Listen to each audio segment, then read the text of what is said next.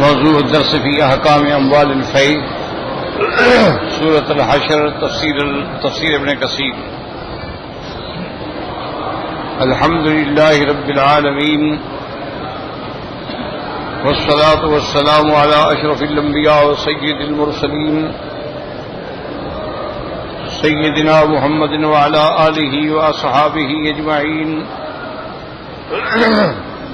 اللهم صل على سيدنا محمد وعلى آل سيدنا محمد كما صليت على إبراهيم وعلى آل إبراهيم في العالمين إنك حميد مجيد.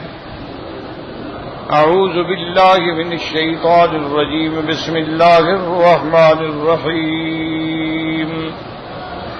وما أفاء الله على رسوله فمنهم فما أوجفتم عليه من خيل ولا ركاب ولكن الله يسلط رسله على من يشاء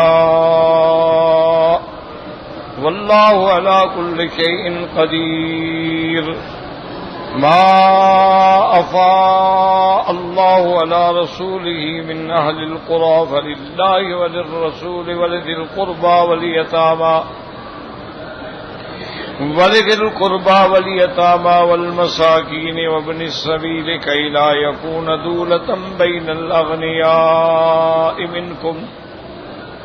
وما آتاكم الرسول فخذوه وما نهاكم عنه فانتهوا واتقوا الله ان اللہ شدید العقاب.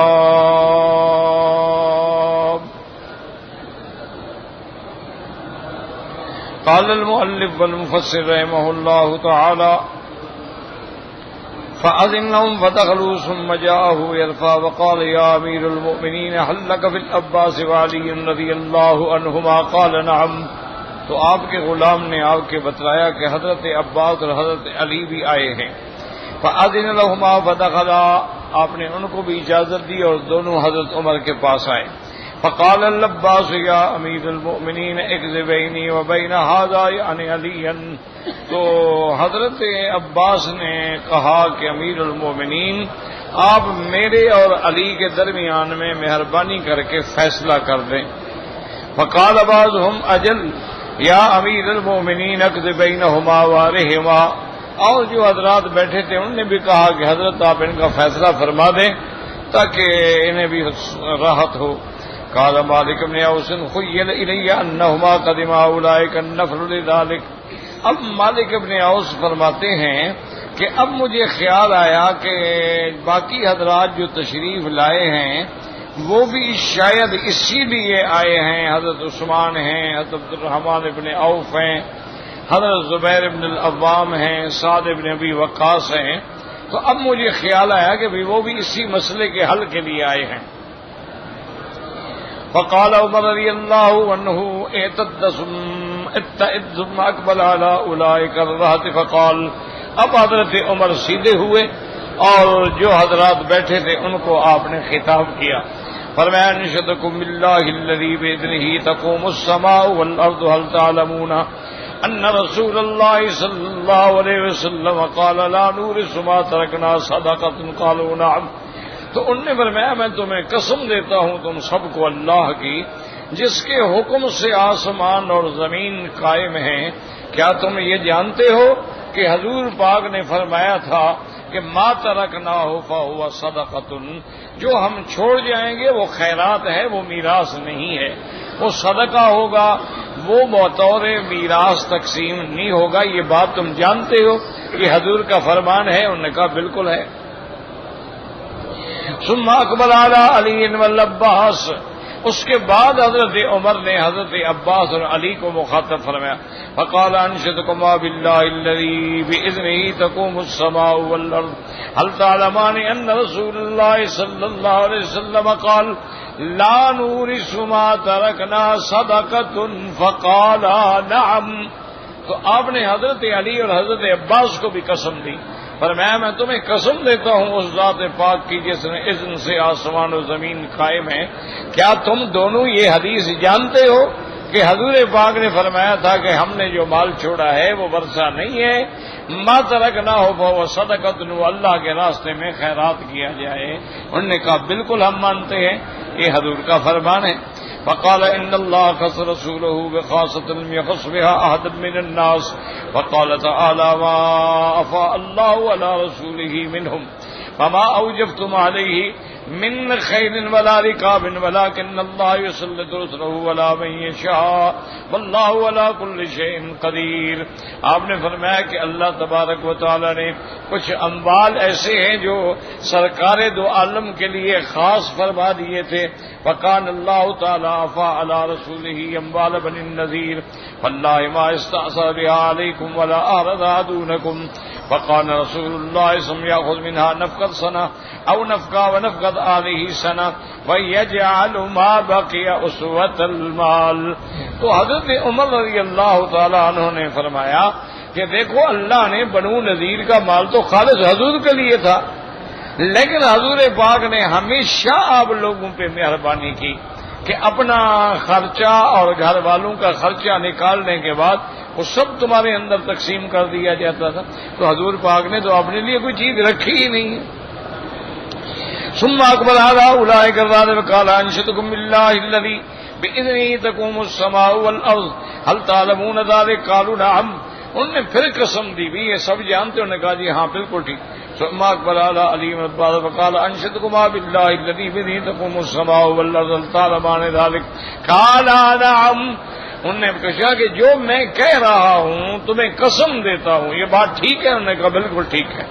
فلما توفي رسول الله صلى الله عليه وسلم قال ابو بكر انا ولي رسول الله صلى الله عليه وسلم، جئت انت وهذا الى ابي بكر تطلب انت ميراثك من ابن اخيك ويطلب هذا ميراث امراته من نبيها، فقال ابو بكر رضي الله عنه قال رسول الله صلى الله عليه وسلم ما تكن صدقة والله يعلم انه لصادق بار راشد تابع للحق فولی ابو بکر۔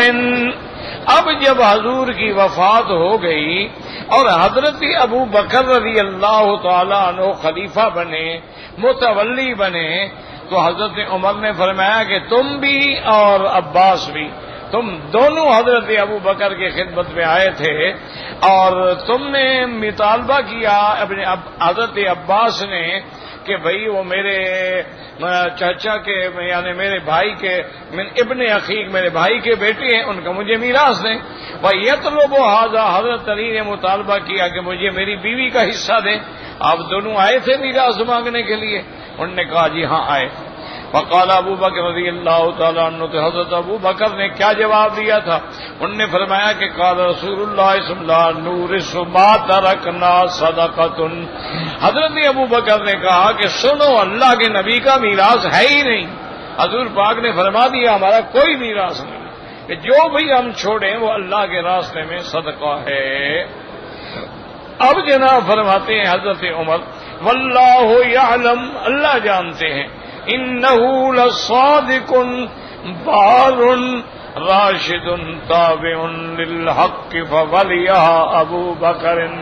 حضرت عمر نے کہا خدا کی قسم ہے ابو بکر سچا تھا، ابو بکر نیک تھا، ابو بکر ہدایت والا تھا، ابو بکر حق کے تابع تھا، اس نے جو فیصلہ کیا وہی فیصلہ کیا جو حق تھا، جو اللہ کے رسول کا فرمان تھا۔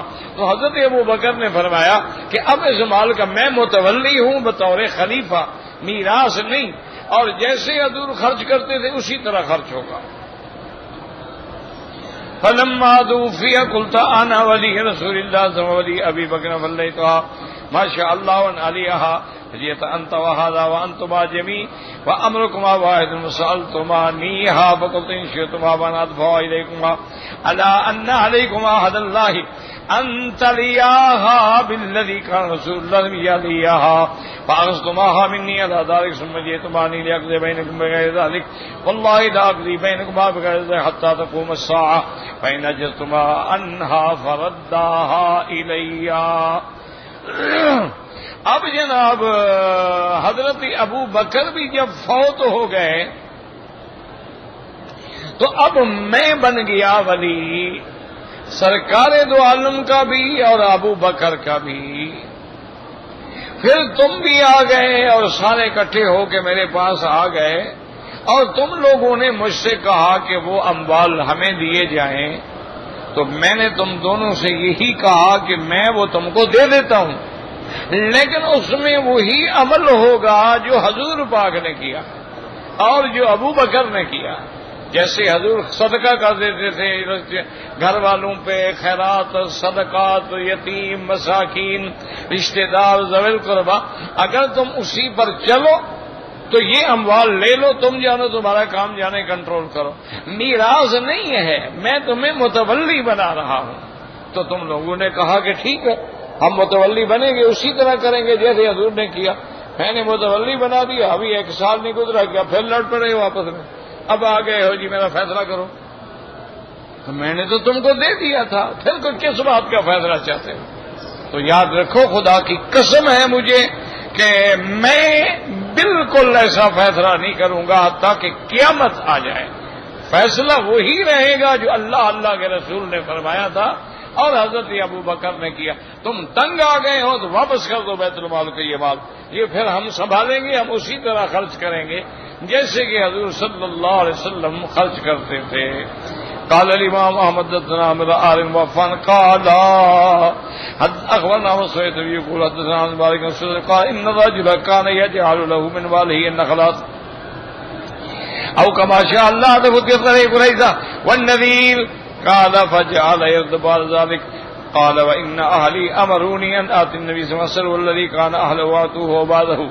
وقال النبي صلى الله عليه وسلم قد اعطاه ايمن او كما شاء الله. قال فسالت النبي صلى الله عليه وسلم فاتانيهن فجاءت ایمن جلست في انك وجاءت تقول كالله والذي لا اله الا هو لا يعطيكهن وقد اعطانيهن او كما قالت. فقال النبي صلى الله عليه وسلم كذا وكذا. قال تقول كالله والله. قال ويقول لك كذا وكذا. قال تقول كالله والله.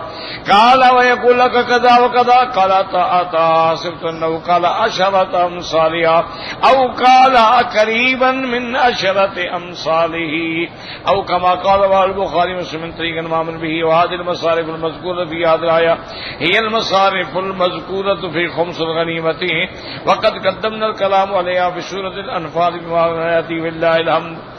اب فرماتے ہیں کہ اس دوسری حدیث میں سرکار دو عالم سے کہ بعض لوگ جو ہیں اپنے باغ میں کہتے ہیں یہ 2 کھجوریں حضور کی ہیں، یہ 4 کھجوریں حضور کی ہیں، حتیٰ کہ اللہ نے مدد فرمائی اور بنی قریظہ اور بنو نذیر کا مال حاصل ہو گیا. فجعل يرد بعد ذلك. اس کے بعد پھر حضور صلی اللہ علیہ وسلم نے کسی سے کچھ نہیں لیا. قال وان اهلي امروني ان اتي النبي صلی اللہ علیہ وسلم.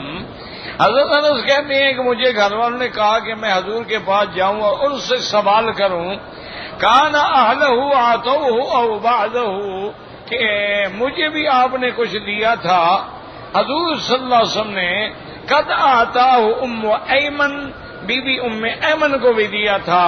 فسالت النبی صلی اللہ علیہ وسلم سالت النبی فآتانیہن. اب میں نے حضور پاک سے جا کے سوال کیا کہ حضور مجھے دیں کھجوریں، تو آپ نے مجھے دے دی. فجاءت ام ایمن، بی بی ام ایمن کو پتہ لگا کہ جو کھجوریں مجھے دی تھیں حضور نے وہ تو اب حضرت انس کو مل گئی ہیں. تو کہتے ہیں وہ آئی اور میرے گلے میں کپڑا ڈال دیا اور کہنے لگی کلا واللہ الذی لا الہ الا ہو، مجھے خدا کی قسم ہے لا یعطیکہن، تمہیں ہرگز نہیں دوں گی یہ کھجوریں. وقد آتانیہن، یہ تو حضور نے مجھے دی تھی، میں تمہیں کیوں دے دوں. کہتے ہیں کہ بھی اس کے بعد ہم حضور کی خدمت میں گئے، ہم نے کہا یا رسول اللہ آپ نے تو یہ مجھے دے دی. اب بی بی ام ایمن نے آ کے مجھے پکڑ لیا، وہ کہتی ہے کہ حضور نے مجھے دی تھی. تو آپ نے کہا اچھا بی بی ایمن ایسا کرو کہ بھی مثلا ان 2 کھجوروں کے بجائے ہم تمہیں 4 دیتے ہیں. انہوں نے کہا نہیں یا رسول اللہ میں نہیں دیتی. حضور نے فرمایا اچھا تمہیں 8 دیتے ہیں. تو انہوں نے کہا نہیں یا رسول اللہ جو آپ نے مجھے دیا ہے میں وہ نہیں چھوڑوں گی کسی طرح. تو حضور نے اس کو فرمایا کہ تم 10 گنا لے لو لیکن یہ انس کو دے دو. تو مانا یہ تھا کہ اب حضور تو اپنی ذات پہ خرچ نہیں کرتے تھے، اہل و عیال کے خرچے کے بعد ام ایمن کو دے دیا، حضرت انس کو دے دیا اور لوگوں کو دے دیا. تو یہ اموال جو تھے اس طرح خرچ ہوتے تھے. اب مفسر فرماتے ہیں کہ اسی طرح خمس الغنیمہ، حضور پاک جو مال غنیمت میں 5واں حصہ آتا تھا اس کو بھی اسی طرح فقیروں میں تقسیم کرتے تھے، اپنی ذات کے لیے کبھی نہیں رکھتے تھے. صرف اپنے گھر والوں کا خرچہ سال کا اور اس کے بعد باقی سب ذوی القربا، یتامى، مساکین میں. اور اللہ نے یہ نظام کیوں رکھا ہے کہ زکوٰۃ ہے، ہر سال زکوٰۃ دو، صدقات ہیں، صدقۃ الفطر ہے، صدقات واجبہ ہیں، صدقات نافلہ ہیں، تاکہ یہ پیسہ جو ہے گردش میں رہے. یہ نہیں کہ امیر آدمیوں کے ہاتھ میں آ جائے اور غریب بھوکے مر جائے. تو اللہ نے ایک نظام بنا دیا ہے کہ اگر اللہ نے تمہیں دولت دی ہے تو 2.5% اس کی زکوٰۃ ادا کریں. اللہ نے تمہیں مال دیے ہیں، مال سے زکوٰۃ ادا کریں. اللہ نے تمہیں زمین دی ہے تو زمین سے عشر ادا کریں. اس لیے تاکہ دولت جو ہے وہ چند ہاتھوں کے اندر گردش نہ کرے بلکہ ہر غریب کو اس کا حصہ پہنچے. اس لیے اللہ فرماتے ہیں کہ لا یکون دولة بین الاغنیاء منکم وجعلنا هذه المصارف نبال الفی کئی لا يبقى مأکلة يتغلب علیها الاغنیاء ويتصرفون به فيها بمحض الشهوات والآراء ولا يصرفون منه شيئا للفقراء. اللہ نے فرمایا کہ ہم نے یہ خرچ کیوں رکھا ہے کہ ذوی القربا، یتامى، مساکین، مسافر، اس لیے ایسا نہ ہو کہ غنی قبضہ کر لیں اور اپنے خواہشات پہ خرچ کرتے رہیں اور غریبوں کو کچھ بھی نہ دیں. اس لیے اللہ پاک نے پابندی فرما دی کہ خبردار جو میرا مدنی پاک حکم کرے، جو دے دے وہ لے لو، جس سے روک دے اس سے رک جاؤ، جس کام کا امر فرمائے اس کی تعمیل کرو، جس کام سے منع کریں رک جاؤ. اے مہما امرکم بھی ففعلوا ومہما نہاکم عنہ فاجتنبوہ. حضور جو حکم دیں اس کی تعمیل کریں اور جس سے روکیں رک جائیں. فإنہ انما یامر بخیر وانما ینہی عن شر. چونکہ اللہ کے پیغمبر جو ہیں وہ جب بھی حکم دیں گے تو بھلائی کا حکم دیں گے اور روکیں گے تو برائی سے روکیں گے. قال ابن ابی حاتم حدثنا یحیی بن ابی طالب قال حدثنا عبد الوهاب قال حدثنا سعید قتادہ سنوفی یحیی بن جزار سن قال جاءت امرأة الى ابن مسعود رضی اللہ تعالی عنہ فقالت بلغني انك عن الواشمة والواصلة اشيئا وجدته في كتاب الله تعالى او عن رسول الله قال بلا شيء وجدت في كتاب الله وسلم قال والله اخفات ما بين دفتي المصحف وما وجدت فيه الذي تقول قال ما وجدت فيه ما اتاكم رسول فخذوه وما نهاكم عنه فانتهوا قالت بلى قال فاني سمعت من الواصلة والواشمة والنامصة قال فالله في بعض اهل قال فسقلي وانزلي فدخلت ونظرت ثم خرجت قال ما رأيت باسا فقال لها ما حفظ وصیت عبد الصالح وما اريد ان نخالفكم الى ما انهاكم. اس حدیث مبارک میں آتا ہے کہ ایک عورت حضرت ابی مسعود رضی اللہ تعالی عنہ کی خدمت میں آئی اور اس نے آ کے کہا کہ یا امیر حضرت عبداللہ بن مسعود، میں نے سنا ہے کہ آپ فرماتی ہیں کہ عورتوں کو واصلہ والواشمہ. واصلہ کا کیا معنی؟ یعنی اپنے بالوں کے ساتھ دوسرے بال جوڑ کے ظاہر کریں کہ میرے بال بڑے ہیں، اس کو کہتے ہیں واصلہ. اور واشمہ کا معنی ہوتا ہے کہ وہ داغ لگواتے ہیں، کبھی چہرے پہ، کبھی ہاتھوں پہ، کبھی اس کو واشمہ کہتے ہیں. تو آپ نے کہا ہے کہ آپ نے منع کیا ہے کہ ایسا نہ کرو. تو آپ نے فرمایا کہ ہاں میں نے منع کیا ہے. انہوں نے کہا کہ حل وجدتہ فی کتاب اللہ، کیا تم نے قرآن میں یہ حکم دیکھا ہے؟ قرآن میں ہے کہ ایسا نہ کرے عورت؟ تو آپ نے فرمایا کہ ہاں بالکل قرآن میں ہے. اس عورت نے کہا کہ واللہ خدا کی قسم ہے میں نے قرآن کا ایک ایک صفحہ پڑھا ہے، کسی جگہ یہ حکم نہیں ہے. آپ کیسے کہتے ہیں کہ قرآن میں ہے کہ عورت جو ہے وہ ایسا کام نہ کرے؟ تو حضرت عبداللہ بن مسعود نے فرمایا بی بی تم نے جب قرآن پڑھا ہے تو اس میں یہ بھی پڑھا ہے کہ اللہ نے فرمایا ما اتاکم الرسول فخذوہ وما نہاکم عنہ فانتہوا، جو میرا پیغمبر کہے مانو، جس سے روکے رک جاؤ، یہ قرآن میں ہے؟ انہوں نے کہا ہے، تو انہوں نے کہا حضور یہ تو روکا ہے نلواسمت، تو پھر یہ اللہ کے قرآن کا حکم ہوا کہ نہیں ہوا؟ کہنے لگی ہاں بات تو ہے، لیکن پتہ نہیں تمہارے گھر میں بھی عورتیں ایسا کرتی ہوں گی، چلے جاؤ جا کے دیکھ لو۔ تو وہ عورت گھر میں گئی، واپس آئی، کہنے لگی آپ کے گھر میں تو ایسی بات نہیں ہے۔ تو آپ نے فرمایا تمہیں یہ بات خیال میں نہیں آیا کہ اللہ کے پیغمبر نے کہا تھا اپنی قوم کو کہ کیا عبد الصالح نے کہا تھا کہ عجیب بات ہے، میں تم کو وہ بات کروں گا جو میں خود کروں گا، تمہیں منع کروں گا اور خود کروں گا، ایسا ہو سکتا ہے؟ یہ اللہ کے بندوں کی شان نہیں ہوتی کہ لوگوں کو منع کریں اور ان کے گھر میں یہ ہوتا ہو۔ ما اخالفکم علی ما انہاکم عنہ، ایسے نہیں ہو سکتا ہے۔ تو بہرحال اسی لیے یاد رکھیں کہ دنیا میں بڑے بڑے فرقے پیدا ہوئے ہیں۔ آپ کی اس صدی میں بھی ایک فرقہ ہے جو اپنے آپ کو اہل قرآن کہتا ہے، ان کا بھی یہی دعویٰ ہے نعوذ باللہ ثم نعوذ باللہ ثم نعوذ باللہ کہ بھئی جو قرآن میں ہے بس ہم اس کے پابند ہیں۔ اللہ نے قرآن اتارا ہے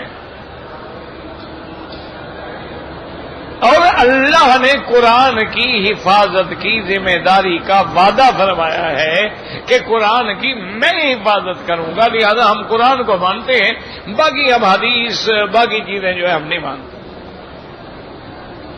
کیونکہ حدیث کی حفاظت کا تو اللہ نے وعدہ ہی نہیں کیا۔ اور پھر احادیث ایسی ہیں کہ جن کو خود محدثین کہتے ہیں کہ یہ موضوع حدیثیں ہیں، جھوٹی حدیثیں ہیں، گڑی ہوئی ہے۔ ایسی احادیث موجود ہیں جن کو خود محدثین کہتے ہیں یہ ضعیف ہے، تو پھر ہم کیسے عمل کریں حدیثوں پر؟ اور تیسری بات وہ یہ کہتے ہیں مسلمانوں کو دھوکہ دینے کے لیے کہ بھئی حدیثیں جو ہیں وہ تو حضور کی وفات کے 250 سال بعد لکھی گئی ہیں، تو 250 سال تک بات کیسے یاد رہ سکتی ہے؟ تو یہ ایک بہت بڑا فتنہ ہے کہ جی ہم تو قرآن مانتے ہیں، جیسے بعض بھائی ہمارے کہتے ہیں ہم حدیث کے علاوہ کوئی بات نہیں مانتے۔ یہ بات کہنے میں بڑی اچھی ہے، لیکن اس کے اندر جو کچھ ہے وہ سمجھیں، قرآن مانتے ہیں حدیث نہیں مانتے، مسلمان ہیں۔ اگر قرآن مانتا ہے تو پھر حضور کا حکم تو ماننا ہوگا کہ ما ينطق عن الهوى ان هو الا وحی یوحی، کہ اللہ کا نبی تو اللہ کے حکم کے بغیر کچھ بولتے ہی نہیں ہے۔ اگر تم صرف قرآن کے ماننے کا دعویٰ کرو تو پھر تو نعوذ باللہ پورا دین ہی ختم ہو جائے گا۔ قرآن کی کس آیت میں لکھا ہوا ہے کہ مغرب کی 3 رکعت پڑھو، عشاء کی 4 رکعتیں پڑھو، فجر کی 2 رکعت پڑھو، تہجد میں 8 رکعتیں پڑھو، وتر میں 3 رکعتیں پڑھو؟ قرآن کی کس آیت میں ہے یہ؟ قرآن نے تو حکم دیا نماز قائم کرو، قرآن نے تو حکم دیا کہ نماز اپنے اوقات معین میں ادا کرو، قرآن نے تو حکم دیا کہ نماز صبح کو بھی ہے، رات کو بھی ہے، درمیان میں بھی ہے، لیکن نماز پڑھو کیسے؟ قرآن نے تو یہ بتلا دیا کہ نماز میں کھڑے ہوں تو اللہ اکبر کہیں، لیکن سمع اللہ لمن حمدہ ربنا لک الحمد یہ کون سی آیت میں ہے؟ قرآن نے تو کہہ دیا کہ جب سجدے میں جائے تو سبحان ربی الاعلی، یہ ہے سبح اسم ربک الاعلی، لیکن التحیات للہ والصلوات والطیبات یہ کون سی قرآن کی آیت میں ہے؟ تو اس کا معنی تو یہ ہوا کہ پھر پورا دین ہی ختم ہو گیا۔ قرآن نے حکم دیا زکوٰۃ دو، لیکن سونے چاندی کا نصاب کیا ہے؟ قرآن نے حکم دیا زکات دو، لیکن بکریاں ہیں تو کتنا دو، گائے ہیں کتنا دو، بھیڑیں ہیں کتنا دو، گائے ہیں کتنا دو، بھینس ہیں کتنا دو، اونٹ ہیں کتنا دو. یہ قرآن کی کس آیت میں ہے؟ یہ سب سے بڑا فتنہ ہے کہ قرآن کا نام لے کر اللہ کے نبی سے بدظن کر دو، دین خود بخود ختم ہو جائے گا. اسی طرح اگر ہم صرف حدیث کا نام تو لے لیں لیکن آگے سنت رسول اللہ پہ غور نہ کریں، عمل صحابہ پہ غور نہ کریں، اجماع صحابہ پہ غور نہ کریں، خلفائے راشدین کے اعمال پہ غور نہ کریں، پھر تو دین ختم ہو جائے گا.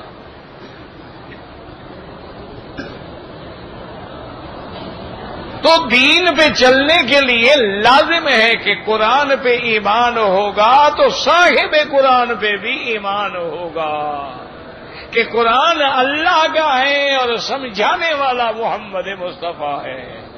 اور اگر حضور پہ ایمان ہوگا تو پھر صحابہ پہ بھی ایمان ہوگا کہ ہر عمل کا گواہ جو ہے وہ صحابی ہے، ہر عمل کو حضور کے اعمال سے دیکھ کے امت کو سمجھانے والا کون ہے؟ صحابی ہے. ہم نے تو حضور کو نماز پڑھتے نہیں دیکھا، ہمیں کون بتلائے گا؟ اصحاب رسول اللہ. ہمیں کون بتلائے گا کہ الیوم اکملت لکم دینکم یہ آیت کہاں اتری تھی؟ صحابہ بتائیں گے کہ عرفات میں اتری تھی. ہم قرآن پڑھیں گے والمرسلات عرفن بھی کہاں اتری تھی؟ صحابہ بتائیں گے کہ بنا.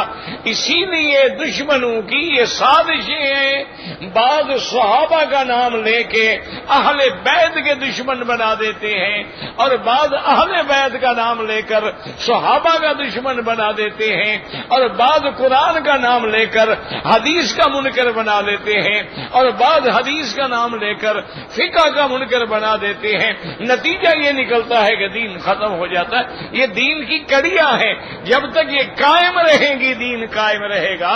جو کڑی درمیان میں ٹوٹ گئی تو رسی ٹوٹ جائے گی. اب دیکھیں کہ صحابہ کے زمانے کی عورت ہے، اس نے فوراً کہہ دیا، اور نے کہا قرآن میں تو نہیں ہے. تو حضرت عبداللہ بن مسعود نے کیسے سمجھایا؟ فرمایا بی بی قرآن میں یہ ہے کہ جو میرا نبی کہے مان لو اور جو پیغمبر کہے نہ مان لو، چھوڑ دو. ان کا یہ تو ہے. انہوں نے کہا بس یہ حضور کا حکم ہے، بات تو اللہ کا حکم ہی ہو گیا نا. من یطع الرسول فقد اطاع اللہ. جس نے میرے مدنی کی اطاعت کی اس نے اللہ کی اطاعت کی. اور اللہ کی محبت مل ہی نہیں سکتی. ان کنتم تحبون اللہ فاتبعونی یحببکم اللہ. اسی لیے جب حضرت علی کے زمانے میں مناظرے ہوئے، حضرت ابن عباس جا رہے تھے تو حضرت علی نے آپ کو فرمایا کہ ابن عباس فرماہم بسہام الحدیث، ان مخالفوں کے مقابلے پہ تم حدیث پڑھنا، سنت رسول بیان کرنا، صرف قرآن پہ نہ رہنا. قرآن کی ایک آیت کے کئی ترجمے بھی ہو سکتے ہیں، باطل تو پھر فائدہ اٹھا لے گا. یہی وجہ تھی نا کہ بڑے بڑے علامہ لوگ، اسکالر، بڑے بڑے مفسر قرآن جو ہیں، علامہ مشرقی جیسا آدمی ٹھوکر کھا گیا کہ حکیم الصلاۃ کا معنی ہے، صلاۃ کا معنی دعا بھی ہے، صلاۃ کا معنی نماز بھی ہے، صلاۃ کا معنی درود بھی ہے، صلاۃ کا معنی رحمت بھی ہے، صلاۃ کا معنی تحریک الصلوین بھی ہے. تو لہذا حضور کے زمانے میں چونکہ ایکسرسائز نہیں تھی، جم نہیں تھے، تو اس لیے نماز ضروری تھی. اب ہمارے پاس اور ایکسرسائز کی انڈور مشینیں آ گئی ہیں، نماز پڑھنے کی کیا ضرورت ہے؟ وہ لفظ صلاۃ سے دھوکہ کھا گیا. اسی طرح سے بعض لوگ جو ہے میرے بھائی وہ کہتے ہیں کہ جی ہم نے الحمدللہ میں نے ایم اے اسلامیات کیا ہوا ہے، میں نے پی ایچ ڈی کی ہوئی ہے، میں اگر قرآن کا ترجمہ لکھتا ہوں تو کیا ہے؟ یاد رکھو قرآن کا ترجمہ صرف لغت عربیہ کے جاننے سے نہیں آ سکتا.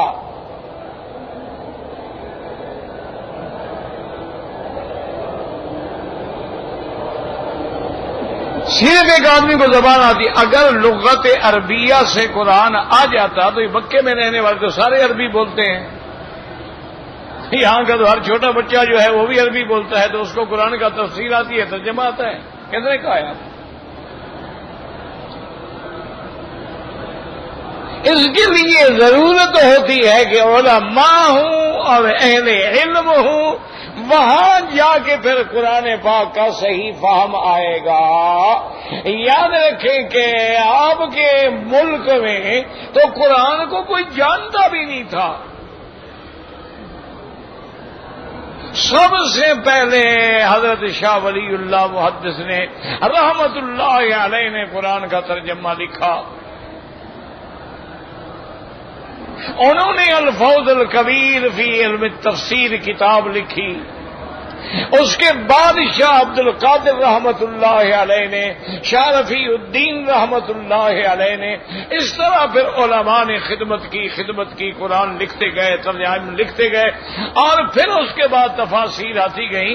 تو لازمی بات ہے میرے عزیز کہ فقہ بھی ماننی ہوگی، حدیث مصطفیٰ بھی ماننی ہوگی، اللہ کا قرآن تب سمجھ آئے گا، ورنہ تو سمجھ ہی نہیں آئے گا۔ اللہ کے قرآن میں تو ایک جامع حکم ہو جاتا ہے۔ اچھا مثلا یہی کہ معراج ہوا، چلو اتنا ذکر تو قرآن میں ہے، لیکن 50 نمازیں فرض ہوئی، یہ کہاں لکھا ہوا ہے؟ لہذا نمازی ختم۔ جی ہم تو قرآن کو مانتے ہیں، نام قرآن کا لے رہے ہیں، انکار دین محمد مصطفیٰ کا۔ اسی طرح کئی احادیث مبارک ہیں، جب تک ان کو سمجھانے والا سمجھائے گا نہیں۔ ایک صحیح حدیث میں آتا ہے لا تصیح صلاۃ الحائض الا فی خمارها، کہ حائض عورت کی نماز صحیح نہیں ہو سکتی مگر کہ وہ دوپٹے میں ہو۔ اب اس کا ایک مولوی صاحب نے مانا یہ سمجھا کہ اگر عورت کو حیض ہو لیکن سر پہ دوپٹہ رکھ کے نماز پڑھ لے تو جیسے سکا جی حدیث میں لکھا ہوا ہے۔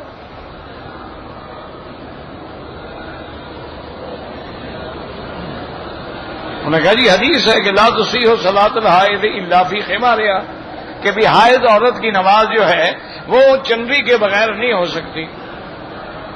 انہوں نے کہا نمانا ہے کہ بھائی اللہ کا بندے، کم از کم مولوی صاحب تھوڑا سا عقل تو دوڑا لو، چلو حید نہ بھی ہو تو کیا عورت بغیر چنری کے نماز پڑھتی ہے؟ بغیر دوپٹے کے نماز جائز ہے؟ حید نہ بھی ہو، جہالت ہے اور کیا ہے؟ اصل معنی کیا ہے؟ لا تصیح صلاۃ الحائض، حائض سے مراد ہے بالغہ عورت، وہ عورت جس کو حیض آنا شروع ہو گیا، عورت بالغ ہو گئی تو اب بغیر دوپٹے کے اس کی نماز نہیں ہوگی۔ وہ جب تک بچی تھی کھڑی ہو گئی پڑھ لی، کوئی بات نہیں، وہ چھوٹی تھی، بالغ نہیں تھی، لیکن بالغ ہونا یہاں حائض بے معنی بالغ ہے، نہ کہ یہاں حائض معنی حیض والی عورت ہے۔ اسی طرح اب قرآن پاک کہتا ہے کہ وَلَا تُبَاشِرُوهُنَّ وَأَنْتُمْ عَاكِفُونَ فِي الْمَسَاجِدِ، تو یہاں لفظ مباشرت جو ہے بمعنی جماع ہے، کہ اگر تم اعتکاف کی حالت میں مسجد میں بیٹھے ہو تو اب اپنی بیوی کے ساتھ جماع کرنا حرام ہے، یعنی آدمی اعتکاف میں نہیں ہے، گھر میں ہے، تو رات کو تو رمضان شریف میں جماع جائز ہے، رات کو رمضان کے مہینے میں رات کو تو میاں بیوی کا ملنا جائز ہے۔ احل لکم لیلۃ الصیام الرفث الی نسائکم، یہاں آ گیا کہ وَلَا تُبَاشِرُوهُنَّ وَأَنْتُمْ عَاكِفُونَ فِي الْمَسَاجِدِ، کہ بھائی اگر آپ اعتکاف میں ہیں تو مباشرت ناجائز ہے۔ اب ایک حدیث میں آتا ہے، بی بی عائشہ فرماتی ہے کان یباشرنی وانا حائض، حضور میرے ساتھ مباشرت فرماتے تھے اور میں حیض میں ہوتی تھی۔ اب جو منکرین حدیث تھے نا، انہوں نے کہا دیکھا اللہ کا نبی نعوذ باللہ حیض میں بیوی کے ساتھ مجامعت کرتا ہے۔ اور حضور نے تو منع فرمایا ہے کہ حیض کی حالت میں بیوی کے ساتھ ملنا منع ہے. قرآن نے منع فرمایا ہے کہ یسألونک عن المحیض قل هو اذى فاعتزلوهن فی المحیض ولا تقربوهن حتى يطهرن فاذا تطهرن فاتوهن من حيث امركم اللہ. تو بیوی فرما رہی ہے کہ یباشرنی وانا حیض. اب جناب اس نے حدیث پر حملہ کیا، حالانکہ وہ جاہل ہے. معنی لفظ مباشرت ایک نہیں ہوتا. مباشرت کا معنی جماع بھی ہے، مباشرت کا معنی التقاء البشرۃ بالبشرہ بھی ہے. بی بی عائشہ یہی بتا رہی ہے کہ ایک بستر پر ایک لحاف کے نیچے، حالانکہ میں حیض میں ہوتی تھی لیکن حضور میرے ساتھ لیٹ جاتے تھے، میرا بدن آپ سے لگتا بھی تھا لیکن حضور نے منع نہیں فرمایا. جماع الگ ہے، کٹھے بیٹھ کے لیٹنا اور ملنا الگ بات ہے. وہاں آیت کا معنی اپنا ہے، یہاں حدیث کا معنی اپنا ہے، لیکن کوئی جہالت کرے تو کیا علاج ہے. اسی لیے کسی نے کہا تھا نا کہ جو بے عشق محدث ہیں زمانے میں جہاں میں، بے عشق محمد جو محدث ہیں جہاں میں، آتا ہے بخار ان کو، بخاری نہیں آتی. کہہ دیں گے جی اور یہ بخاری شریف میں ہے. ایک آدمی آیا بس کہتے ہیں جی کیا یہ حدیث بخاری شریف میں ہے؟ میں نے کہا بخاری شریف کیا ہے؟ کہتے جی کتاب جو ہے بخاری شریف. میں نے کہا کیا نام ہے اس کا؟ کہتے بخاری شریف. میں نے کہا بخاری شریف تو کسی کتاب کا نام نہیں. کہتے ہیں جی بخاری. میں نے کس نے لکھی ہے؟ چلو لکھنے والے کا نام بتاؤ. کہہ لیجیے تو مجھے پتا نہیں. بھائی تمہیں لکھنے والے کا نام نہیں آتا، کتاب کا نام نہیں آتا، دعویٰ کرتا ہے جی بخاری شریف میں ہے. کتنے آدمی ہیں جن کو پتا ہے کہ بخاری شریف کتاب کا نام کیا ہے؟ کتنے آدمی ہیں جن کو پتا ہے کہ وہ بخاری شریف کے لکھنے والے کا نام کیا ہے؟ نہ نام آتا ہے نہ کتاب کا نام آتا ہے. دعویٰ یہ ہے جی حدیث ہے جی وہ جی بخاری شریف میں ہے. میں نے ترجمہ پڑھا ہے. ماشاء اللہ جی بڑا تو نے ترجمہ پڑھا ہے. ترجمے بن کے پڑھ کے مولوی بنتے تو پھر تو ساری دنیا بن جاتی. اس کے لیے تو جناب 14 علم پڑھنے پڑتے ہیں. اس کے لیے تو ساری زندگی میں رگڑا لگانا پڑتا ہے. بچپن سے لے کر سر پڑھنی ہوگی، نحو پڑھنی ہوگی، فرض معانی پڑھنی ہوگی، بلاغہ پڑھنی ہوگی، اور ادب پڑھنا ہوگا، اصول پڑھنا ہوگا، فقہ پڑھنی ہوگی، حدیث پڑھنی ہوگی، اصول حدیث پڑھنی ہوگی، اصول تفسیر پڑھنی ہوگی، اسماء الرجال پہ نظر پڑھنی ہوگی. اس کے بعد بھی تھوڑا تھوڑا سمجھ آئے گا. پھر بھی دعویٰ نہیں کر سکتے کہ ہم سمجھتے ہیں. یہی وہ مصیبتیں ہیں جو تمہارے بڑے بڑے مفسر بن گئے قرآن کے، لیکن ایسی غلطیاں کر گئے اللہ معاف کرے جو کافروں نے کی. کوئی رجم کا انکار کر بیٹھا، کسی نے دجال کا انکار کر دیا، کسی نے یاجوج ماجوج کا انکار کر دیا، کسی نے حضرت عیسیٰ علیہ السلام کے رفع کا انکار کر دیا، کسی نے حضرت عیسیٰ علیہ السلام کے نزول کا انکار کر دیا، کسی نے جبل طور کے سر پہ کھڑا ہونے کا انکار کر دیا. سارے قرآن کو بدل ڈالا نعوذ باللہ. تو یاد رکھو قرآن سمجھ کب آئے گا؟ جب اللہ کا قرآن ہو لیکن زبان محمد مصطفیٰ کی.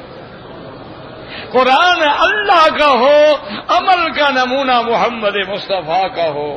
قرآن عمل کا ہو، شرح بیان کرنے والا محمد مصطفیٰ ہو صلی اللہ علیہ وسلم. پھر قرآن اس لیے حضور نے فرمایا صلو کما رأیتمونی اصلی، کہ تم نماز ایسے پڑھو جیسے میں نماز پڑھتا ہوں. اب حکم اللہ نے دیا، جبریل نے آ کے اوقات سکھلائے، باقی اعمال میرے مدنی نے کر کے امت کو دکھلا دیے کہ ہاتھ کہاں کھڑا کرنا ہے، اللہ اکبر کب کہنا ہے، اس کے بعد سبحانک اللہ کب پڑھنا ہے. سورۃ فاتحہ جب شروع کریں گے تو اس وقت آپ نے بسم اللہ آہستہ پڑھنا ہے یا زور سے پڑھنا ہے، اور غیر المغضوب علیہم ولا الضالین کے بعد آمین زور سے کہنا ہے کہ آہستہ کہنا ہے. اور رکوع کے بعد جب امام کہے گا سمع اللہ لمن حمدہ تو ربنا لک الحمد، اور زور سے کہنا ہے کہ آہستہ کہنا ہے. یہ سارا سکھلانے والے کون ہیں؟ حضرت محمد مصطفیٰ. ورنہ تو نہ تمہارا عمرہ ہوگا نہ تمہارا حج ہوگا. اللہ نے فرمایا حج فرض ہے. کیسے کریں حج جناب؟ حج کیسے کریں؟ یہ تو ہے کہ لیالی عشر جو ہے بڑی شان والی ہے، لیکن یہ کہاں لکھا ہوا ہے کہ 8 تاریخ کو ظہر سے پہلے مینا پہنچنا چاہیے؟ یہ کہاں لکھا ہوا ہے؟ یہ کہاں لکھا ہوا ہے کہ 9 تاریخ کو صبح کی نماز پڑھ کے جب سورج نکل آئے اور دھوپ مینا کے پہاڑوں پہ پھیلنا شروع ہو تو اب آپ عرفات روانہ ہوں؟ یہ کہاں لکھا ہوا ہے؟ یہ کہاں لکھا ہوا ہے کہ وقت جو ہے عرفات کا زوال کے بعد شروع ہوگا، زوال سے پہلے آپ وادی نمرہ میں ہوں گے، بعد میں آپ وادی ارنا میں ہوں گے؟ یہ کون سی قرآن کی آیت میں لکھا ہوا ہے جی؟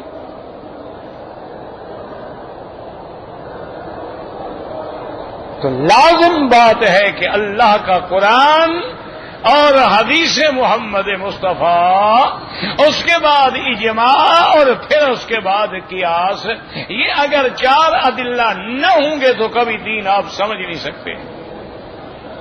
اب آپ دیکھیں نا جی کہ ایک آدمی اللہ نہ کرے، اللہ نہ کرے، اللہ ہر مسلمان کی حفاظت کرے، ایکسیڈنٹ ہو جائے، اس کو خون دینے کی ضرورت ہے، ڈاکٹر کہتے ہیں جی جلدی خون لے آؤ، بلڈ دینا ہے، اب کسی دوسرے بندے کا خون دینا جائز ہے؟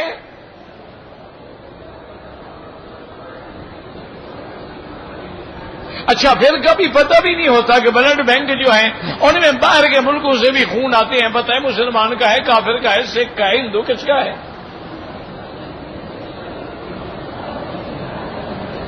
یہ کس آیت قرآن میں ہم تلاش کریں کہ جی یہ بلڈ دینا جو ہے، خون دینا جو ہے یہ جائز ہے؟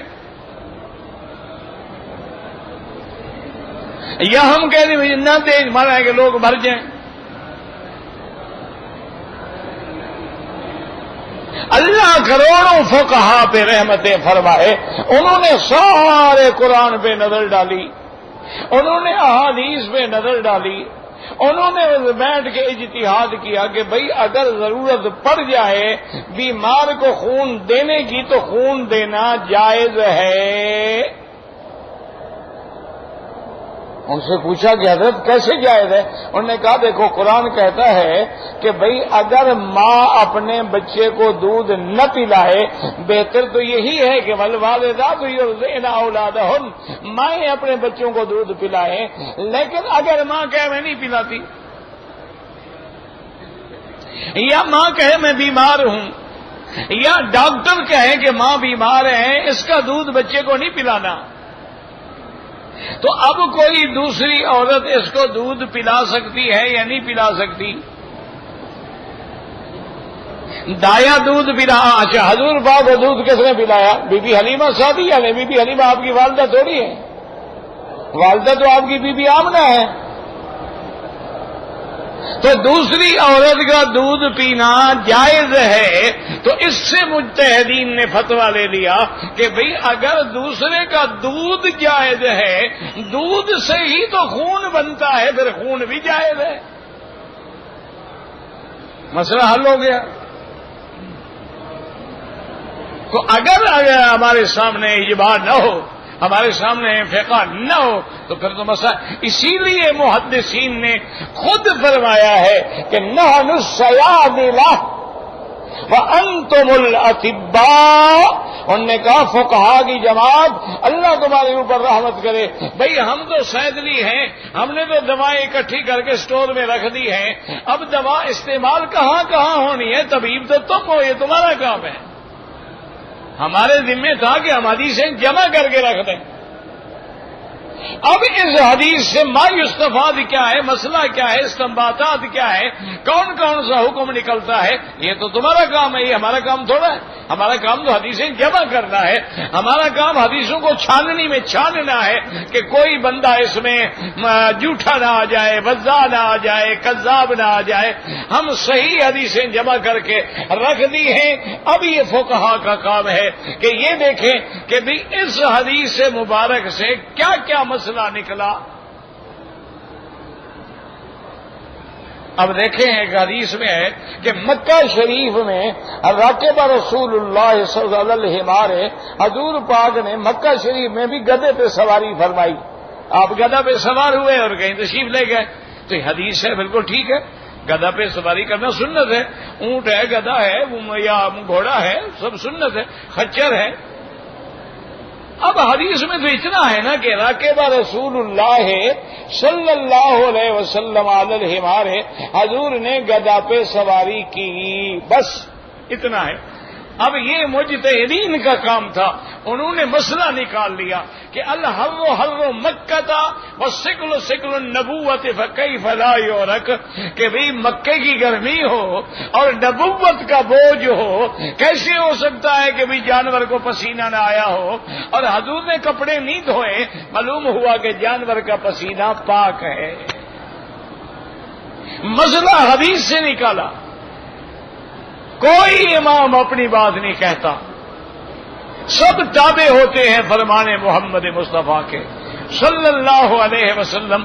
فرق اتنا ہے ان کا زمانہ اقرب الی زمان رسول اللہ ہے، وہ زمانہ بھی قریب ہے، ان کا حافظہ بھی مضبوط ہے، ان کا تقوی بھی زیادہ ہے، ان کی نظر بھی وسیع ہے، اور پھر ایک ایک حدیث مبارک پہ اور فقہ حنفیہ کا تو پوری امت مسلمہ پہ احسان ہے کہ امام صاحب نے 60 علماء کی جیوری بٹھانے کے بعد ایک ایک مسئلے پہ بحث کی اور 3 لاکھ مسئلہ مرتب کر کے امت محمد مصطفیٰ کو دے دیا۔ اللہ سب ائمہ پہ کروڑوں رحمتیں فرمائے، تمام محدثین پہ کروڑوں رحمتیں فرمائے، اور اللہ ہمیں علماء کا، فقہاء کا، محدثین کا، سب کا ادب نصیب فرمائے۔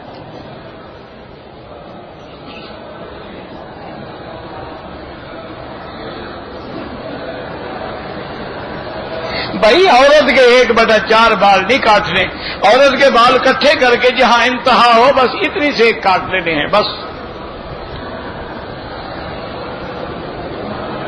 بہرحال نماز ظہر میں آپ جہاں بھی کھڑے ہیں نماز ہو جاتی ہے، امام بھی ظہر میں جو ہے وہاں مکبری کے نیچے ہوتا ہے۔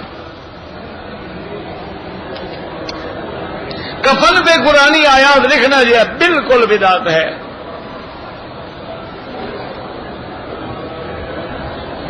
جنازے میں 1 سلام بھی جائز ہے، 2 سلام بھی جائز ہے، کوئی جھگڑے والی بات نہیں۔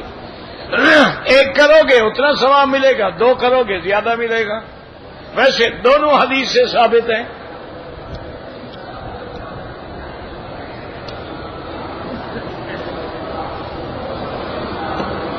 کہتے طواف کر رہے تھے، طواف کرنے کے بعد صفا مروہ گئے، ایک عورت گم ہو گئی، پھر وہ 2 دن کے بعد ملی تو ملی، پھر کیا کیا؟ صفا مروہ دوڑی نہیں دوڑی، بال کٹائے نہیں کٹائے، ملی تو میں کیا کروں؟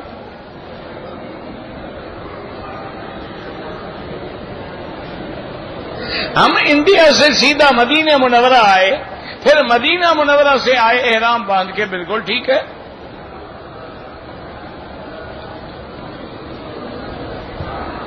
سونے کا تسبیح میں آکڑا واکڑا لگانا ناجائز ہے۔ حرم میں رات کو سونے سے عبادت کا ثواب نہیں ملتا۔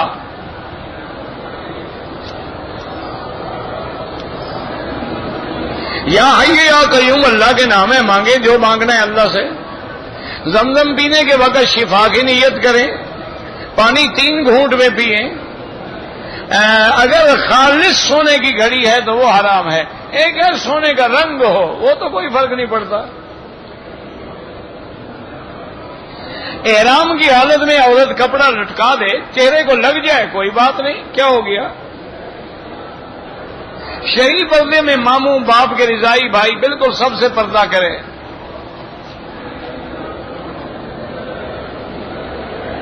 حرم پاک میں پیسے خرچ کرنا چاہتا ہے، کئی غریب فقراء ہیں، معذور ہیں، کام کرنے والے لوگ ہیں بیچارے، 500-600 تنخواہ ان کی، ان کو تقسیم کر دو یا کسی حرم کے مدرسے میں جا کے جمع کرا دو۔ عصر کے بعد طواف کرتے وقت حتیم میں جگہ ملے، عصر کے بعد افضل یہ ہے کہ 2 رکعت مغرب کے بعد پڑھو۔ بعض ائمہ کے نزدیک جائز ہے، لیکن افضل سب کے نزدیک مغرب کے بعد ہے، کیونکہ ایک حدیث ہے کہ لا صلاۃ بعد العصر حتی تغرب الشمس۔ میں نے اپنا عمرہ کر لیا ہے، اپنے عزیز و اقارب جو فوت ہو گئے تو یہ نہیں ہے کہ سارے رشتہ داروں کا ایک عمرہ کر دو، ایک ایک کے لیے ہوگا۔ ہر عمرے کے بعد سر مڈانا ہوگا، بال ہوں یا نہ ہوں اس طرح پھروانا ہوگا۔ ہندوستان میں مسلمان کفار میں گھرے ہوئے ہیں، اللہ ان کا محافظ ہے، اللہ ان کا ناصر ہے۔ مسلمان تو میرا بھائی ہر جگہ ذلت کے دور میں گزر رہے ہیں۔ وجہ کیا ہے؟ ہم نے قرآن چھوڑ دیا، وہ معزز کے زمانے میں مسلمان ہو کر ہم خوار ہوئے تارک قرآن ہو کر۔ اللہ سے محبت بھی کرے، ڈرے بھی۔ الایمان بین الخوف والرجاء، رحمان بھی سمجھے، آگے یہ بھی دیکھے کہ وہ قہار بھی ہے۔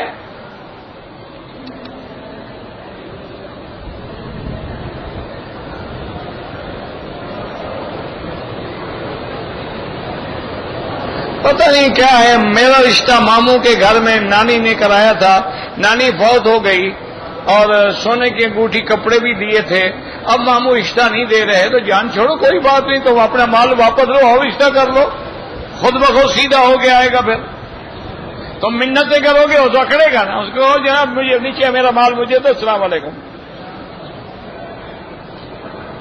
دیکھو ٹھیک ہوتا ہے یا نہیں ہوتا؟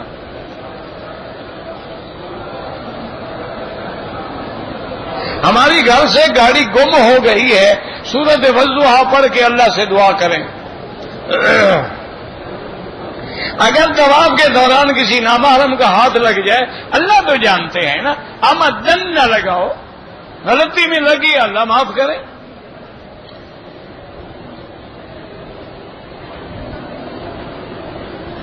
میں اپنی تنخواہ سے کچھ رقم خیرات کرتا ہوں، اپنی بیٹی میری شادی شدہ ہے اس کو بھی دے سکتا ہوں، اگر وہ غریب ہے دے سکتے ہیں، زکوٰۃ نہیں دے سکتے، بیٹی کو زکوٰۃ نہیں دی جاتی، بیٹی کو ویسے مدد کی جاتی ہے۔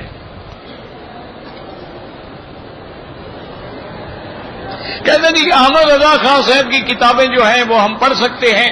میرا بھائی گزارش یہ ہے کہ ان کی کتابیں جہاں تک میں نے دیکھی ہیں ماشاءاللہ ہر مسئلے میں دو دو فتوے ہیں، اب کون سے فتوے پہ عمل کرو گے؟ ایک میں ہے حلال ہے، ایک میں ہے حرام ہے، کریں کیا؟ دونوں ان کی کتابوں میں ہیں۔ وہ باقی اعلیٰ حضرت تھے،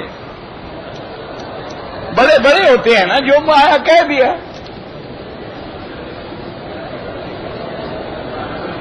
عمرہ کا غسل، اچھا غسل صابن جمع، تو اگر پہلے غسل کیا کوئی حرج نہیں، احرام کی نیت کرنے کے بعد اگر غسل کرو اور خوشبو والا صابن لگایا دم پڑ جائے گی۔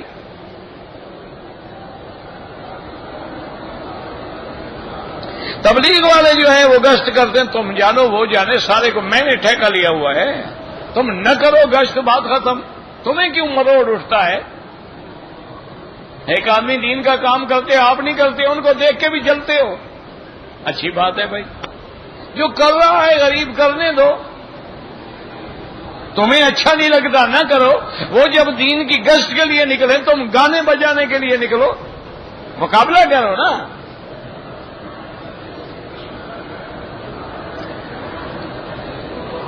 اگر نابالغ لڑکی ہے، رمضان میں لڑکیوں کو تراویح پڑھائے جائز ہے۔ اگر ایک آدمی داڑھی کٹاتا ہے اس کو امام نہیں بنانا چاہیے۔ اگر حجر اسود کو بوسہ نہ دے سکیں، اشارہ بھی بوسے کے برابر ہے۔ حرم میں نمازی کے آگے نہ گزریں۔ دابت الارض جو ہے، صفا سے ایک جانور نکلے گا اور ایسے بولے گا جیسے انسان بولتا ہے، وہ علامات قیامت میں ہے۔ احرام کی حالت میں مجھے پیشاب کی تو نیچے اور کپڑا باندھ رہے، انڈر ویئر سیدھا ہوا نہ پہنے، اور کپڑا باندھ رہے، دو چادریں رکھ لیں، بدل لی۔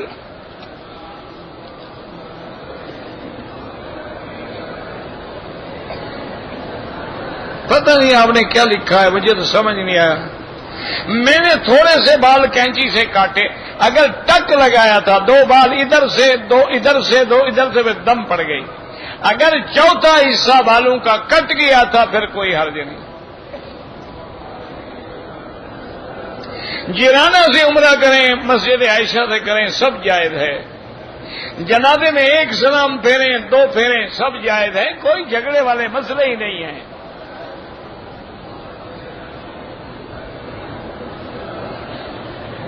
مدینہ منورہ سے آئے ہیں، احرام نہیں باندھا، دم پڑ گئی۔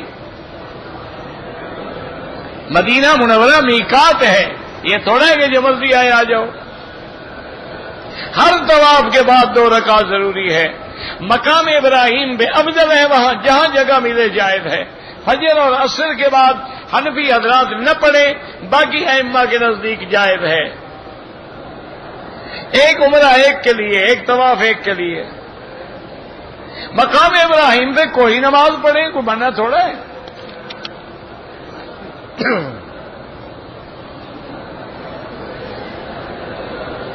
بہرحال ظہر میں برآمدے میں نماز بالکل ٹھیک ہے، امام بھی برآمدے میں ہوتا ہے۔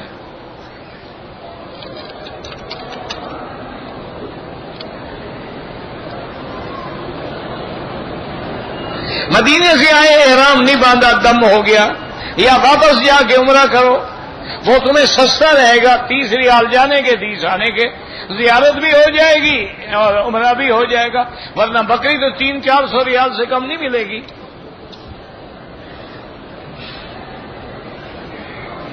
عورت نے اگر سر میں پہلے تیل ڈالا ہوا ہے خوشبو والا، بعد میں اس نے احرام باندھا، کوئی حرج نہیں، پہلے خوشبو لگانا جائز ہے۔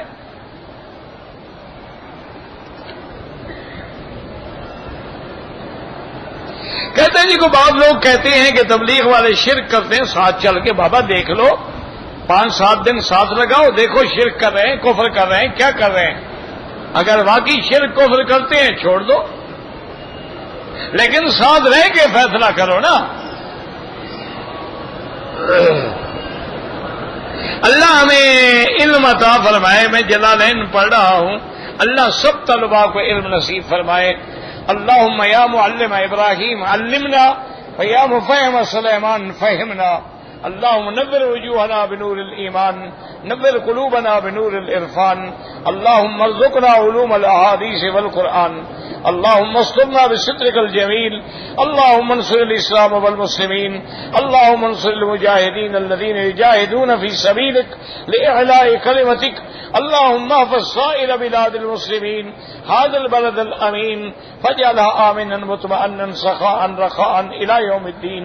یا اللہ بیماروں کو شفا عطا فرما، یا اللہ بیماروں کو شفا عطا فرما، یا اللہ ہماری بیماریاں ظاہری باطنی روحانی جسمانی نفسانی اپنی رحمت سے دور فرما، یا اللہ بے حیاؤں کو حیا عطا فرما، بے دینوں کو دین عطا فرما، بے اولادوں کو اولاد عطا فرما، بے روزگاروں کو روزگار عطا فرما، قرض داروں کے قرض عطا فرما، یا اللہ جن کا رزق تنگ ہے ان کے رزق میں برکتیں عطا فرما، یا اللہ ہمیں مانگنا نہیں آتا بغیر مانگے عطا فرما، یا اللہ مسلمان جس ملک میں ہیں، عرب میں ہیں، عجم میں ہیں، بر میں ہیں، ہوا میں ہیں، فضا میں ہیں، ان کی جان مال آبرو عزت کی حفاظت فرما، یا اللہ تمام بلاد اسلامیہ کی حفاظت فرما، یا اللہ پاکستان سے اپنا عذاب رفع فرما، یا اللہ عذاب رفع فرما، یا اللہ عذاب رفع فرما، یا اللہ ہمیں ہمارے گناہوں کی وجہ سے اتنی بڑی سزا نہ دے، رحمت کا معاملہ فرما، رحم کا معاملہ فرما۔ ربنا ظلمنا انفسنا ان لم تغفر لنا وترحمنا لنكونن من الخاسرين، ربنا هب لنا من ازواجنا وذرياتنا قرة اعين واجعلنا للمتقين اماما، ربنا لا تزغ قلوبنا بعد إذ هديتنا وهب لنا من لدنك رحمة انك انت الوهاب۔ صلی اللہ تعالی علی خیر خلقہ سیدنا محمد وعلى آلہ وصحبہ اجمعین۔ اللهم صل على سيدنا محمد وعلى آل سيدنا